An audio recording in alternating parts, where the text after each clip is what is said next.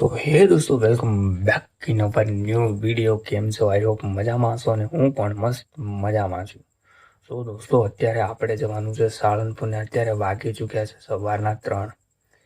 ઘરમાં કોઈને ખબર નથી આપણે જવાનું છે સાળંગપુર, પણ થોડાક મિત્રોને અને થોડાક ફેમિલી મેમ્બરને ખબર છે, પણ બાકી બીજા મને ખબર નથી. તો ઓલમોસ્ટ હું સાળંગપુર નીકળી રહ્યો છું. તો અત્યારે રેડી નથી થયો, પણ ઉઠી ચૂક્યો છું સવારના 3 વાગે, કારણ કે આપણે પકડવાની છે બારિયાથી બસ લગભગ 4:30 વાગ્યાની, એટલે કે 4:35ની બસ ડાયરેક્ટ અમદાવાદની પકડવાની છે. તો ફટાફટ રેડી થઈ જઈએ. ઓલ રાઈટ ગાઈસ, તો અત્યારે આવી ચૂક્યો છું હું દેવગઢ બારિયાની અંદર, અને હવે ચલો મિત્રોને તો બાઇક મૂકી દીધું છે અને હવે અત્યારે જવાનું છે બસ સ્ટેન્ડની અંદર. અત્યારે બસ અવેલેબલ છે કે નહીં છે એ દેખવું પડશે, કારણ કે 4:35ની બસ છે આપણી. તો ઓલમોસ્ટ 4 વાગે આપણે બારિયા પહોંચી બસ સ્ટેન્ડની અંદર જઈએ એની પહેલા એક ચાઇનીઝ ચુસ્કી મારી લઈએ, કારણ કે સવારમાં ફ્રેશનેસ માટે ચા જોઈએ. બીજું મળે કે ના મળે, પણ ચા મળી જાય ને તો મજા આવી જાય. રાઈટ ગાઈસ, તો અત્યારે ચાની ચુસ્કી મારી લીધી છે અને હવે જઈએ બસ સ્ટેન્ડ, કારણ કે થોડી ચા પીધા વગર ફ્રેશનેસ નથી લાગતી. તો હવે મસ્ત મજાની ફ્રેશનેસ આવી ગઈ છે અને તાજગી આવી ગઈ છે. તો ચલો હવે બસ સ્ટેન્ડ જઈએ. તો દોસ્તો, તો અત્યારે હજુ બસ આવી નથી આપણી. 4:35ની બસ છે અને અત્યારે વાગ્યા છે 4:10 થઈ છે. તો આપણે 20 મિનિટ વેઇટ કરવી પડશે અને પછી બસ આવશે. આ પડી છે એ ઓલરેડી આવેલી બસ છે ને આ જ બસ રિટર્ન થવાની છે, પણ હવે બોર્ડ ઉલટું મારી રાખ્યું છે. તો આ ટાઈમ થશે એટલે બોર્ડ સીધા મારશે. અત્યારે આવી છે ખેરાળુ ગાંધીનગર અને બારિયા અમદાવાદ જશે, ગાંધીનગર જશે ને ખેરાળુ જશે, એવી રીતે. ફાઇનલી જેવો ટાઈમ થયો એટલે બસ તાત્કાલિક જ ઉપાડી દીધું છે અને બસની અંદર અત્યારે કોઈ નથી, ખાલી અમે 4 થી 5 જ જણ છે, કારણ કે મોર્નિંગની અંદર બહુ પેસેન્જર ઓછા હોય છે. એટલે અત્યારે ફાઇનલી આપણે ઉપડી ગયા છે અમદાવાદ જવા માટે. શું મિત્રો, તો અત્યારે આપણે આવી ચૂક્યા છે હંગામી બસ સ્ટેન્ડ ગોધરાની અંદર, અને ફાઇનલી ગોધરા પહોંચી ચૂક્યા છે અને હવે થોડા ટાઈમમાં ગોધરાથી રવાના થશે અમદાવાદ જવા માટે. શું મિત્રો, સાળંગપુર જવાના ચક્કરમાં મતલબ કે આખી રાત ઊંઘ નથી આવીને બસમાં એટલા ઊંઘ્યા ને કે અમદાવાદ ક્યારે આવી ગયું કંઈ ખબર જ ના પડી. ને ઊંઘના કારણે મારું મોઢું એકદમ આમ એ દેખાઈ રહ્યું, સુણાયેલું લાગી. અમદાવાદમાં જેવું પગ મૂક્યો ને તાત્કાલિક જ સાળંગપુરની બસ મળી ગઈ, અને સાળંગપુરની જેવી બસ મળી એટલે આપણે તાત્કાલિક બેસી ગયા અને 5 કલાકનો રસ્તો તય કરવાનો છે. ફાઇનલી મિત્રો 5 કલાકનો રસ્તો તય કર્યા બાદ આપણે ફાઇનલી સાળંગપુરની અંદર આવી ગયા છે, દાદાના ધામમાં આવી ચૂક્યા છે. અને અત્યારે વાગ્યા છે કમ્પ્લીટલી 2 વાગે આપણે સાળંગપુરની અંદર પહોંચ્યા છે. તો મિત્રો, તો અત્યારે આપણે રૂમ રાખવાની છે ને અત્યારે આવી જાય છે ગોપાળાનંદ યાત્રિક ભવનમાં, અને ફાઇનલી આપણે રૂમ લઈ લીધી છે. અને જે રૂમ લીધી છે એ રૂમ બહુ મસ્ત અને મજાની છે. દેખી શકો છો કે 432 નંબરની આપણે રૂમ જ રહેવાની છે, અને આપણે એસી રૂમ લીધી છે. તો એસી નો કોસ્ટ અને પ્રાઇસ શું રહેવાની છે એ તમને વિડીયોમાં જો દોસ્તો, આ જે રૂમો છે એ છેક સુધી આ બાજુ રૂમ છે, અને બાજુની સાઈડ છેક આ સાઈડ છે. અહીંથી પછી રાઉન્ડ આમ લાગે છે, તો આપણે અહીંથી જવાનું છે. તો ચલો અહીં આગળથી નીચે જઈએ, મંદિરમાં જઈએ. મંદિરમાં દર્શન કરવા માટે અત્યારે જઈ રહ્યો છું. અત્યારે વાગ્યા છે 6 વાગ્યાની આસપાસ થયા છે. તો ચલો મંદિર જઈએ. બરાબર.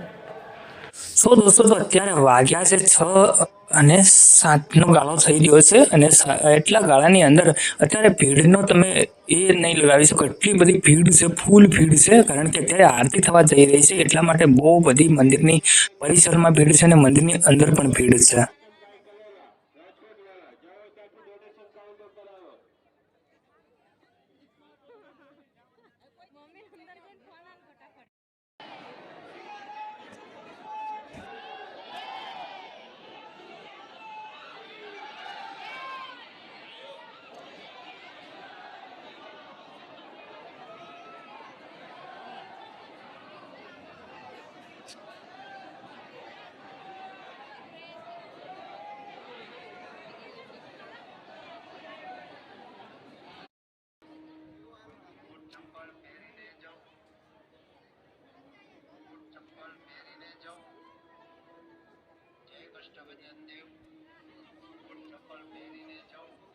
તો મિત્રો, દર્શન થયા એટલે પછી આપણે પ્રસાદી લેવા માટે ભોજનાલય તરફ આવ્યા છે, અને ભોજનાલય અંદર જઈને જોયું તો એટલું વિશાળ અને એટલું મોટું હતું ને કે હજારો પબ્લિક એક સાથે જમી રહી હતી. અહીંયા આગળ દેખી શકો છો, ખાલી નજારો દેખો તમે, ફૂલ પબ્લિક છે અને બહુ વિશાળ છે. તો દોસ્તો, તો અત્યારે આપણે જે ભોજનમાં જે હતું, મતલબ ભોજન પ્રસાદમાં જે ખીચડી અને કઢી હતી અને રોટલી અને બટાકાનું શાક હતું. અને અત્યારે આપણે આવ્યા છે જે હનુમાનજીની સ્ટેચ્યુ લાગેલી છે ત્યાં આગળ, પ્રતિમા બહુ મસ્ત છે, મોટી છે અને બી છે. દેખો કિંગ ઓફ સાળંગપુર. સાંજના વાતાવરણમાં અહીંયા આગળ બેસવું એટલે એક અદ્ભુત આનંદ લેવાની વાત છે, કારણ કે એટલું શાંતિનું વાતાવરણ છે ને અહીંયા આગળ મજા આવી જાય. અને પછી થોડી વાર બેઠા પછી આપણે નીકળી ગયા છે આપણા રૂમ તરફ, એટલે કે ગોપાળાનંદ યાત્રી ભવન સુધી. તો એક્ઝેક્ટ આપણે ભોજનાલયની બાજુમાં રહીને આપણે જવાનું છે. તો એની બાજુમાં રહીને રસ્તો જાય છે પછાડીને વિભાગમાં, તો આપણે ત્યાંથી નીકળી જવાનું છે. અને જે ભોજનાલય છે એની નીચે એટલે કે ભૂરું યાની પાર્કિંગ પણ કહી શકો છે, એ પાર્કિંગ એરિયામાં રહીને સીધા આપણે ગોપાળાનંદ યાત્રિક ભવન છે જે ધર્મશાળા છે ત્યાં ડાયરેક્ટ જ આપણે પહોંચી જઈએ અહીંથી સીધા.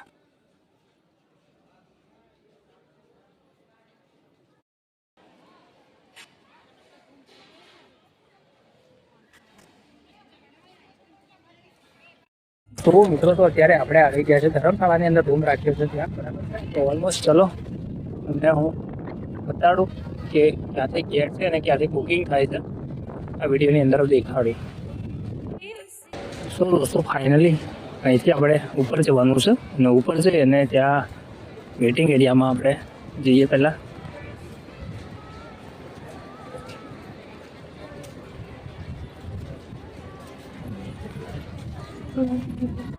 ફાઇનલી આપણે ઉપર આવી ગયા છે ને અહીંથી ભરાવાનું છે આપણે અંદર, એટલે ગોપાળાનંદ સ્વામી યાત્રિક ભવનમાં.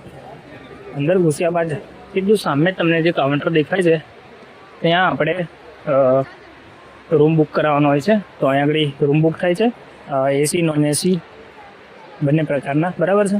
તો અહીંથી બુકિંગ કરાવી શકો છો અને પછી અહીંથી જે નંબર મળે ત્યાં આપણે લિફ્ટ દ્વારા જવાનું છે. ઉપર દેખી શકો છો બહુ મોટી છે બિલ્ડિંગ.